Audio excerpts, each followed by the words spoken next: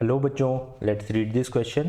So the question here is fission of nuclei is possible because the binding energy per nucleon in them increases with mass number at high mass number, decreases with mass number at high mass number, increases with mass number at low mass number और decreases with mass number at low mass number.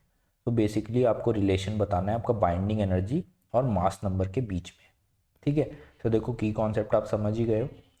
Your की concept for this question is आपको पता होना चाहिए कि binding energy versus mass number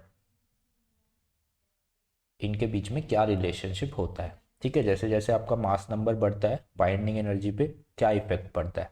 okay, तो देखो हम जानते हैं जो हमारा कर्व होता है, अगर हम बाइंडिंग एनर्जी पर न्यूक्लियन और मास नंबर के बीच में एक कर्व बनाए, this is binding energy per nucleon.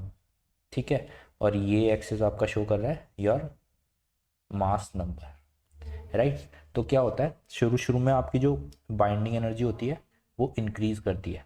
ठीक है, यहाँ पे कुछ स्पाइक्स बनते हैं एक दो, फिर एक डेफिनेट मास नंबर के बाद जाके क्या होता है आपकी बाइंडिंग एनर्जी जो होती है वो कम होने लगती है. ठीक है, वैसे स्टेडली कम होती चली जाती है. सो ये रिलेशनशिप होता है आपका बाइंडिंग एनर्जी और मास नंबर के बीच में. देखो हम जानते हैं बेसिकली जो आपके हायर मास नंबर पे जब आप जाते हो, जैसे जैसे आपका मास नंबर बढ़ता जाता है आपका जो न्यूक्लियस होगा वो अनस्टेबल होता जाता है.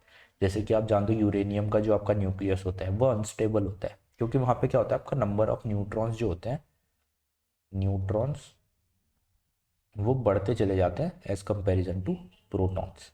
ठीक है, तो आपका जो न्यूक्लियस होगा वो अनस्टेबल होता चला जाता है. तो आपकी जो बाइंडिंग एनर्जी होती है पर न्यूक्लियन वो कम होती जाती है जैसे जैसे आपका मास नंबर बढ़ता है. राइट, तो इसका जो सही ऑप्शन आपका होना चाहिए वो क्या होना चाहिए, that your binding energy per nucleon decreases with mass number at higher mass numbers. ठीक है, जैसे जैसे आपके mass number higher mass number में आप जाओगे, these are higher mass numbers. Okay, वहाँ पे जो आपकी न्यू बाइंडिंग एनर्जी है पर न्यूक्लियन वो क्या होगी, वो धीरे धीरे डिक्रीज होती चली जाएगी. So option B will be your correct answer. So I hope you understand this concept. Good luck.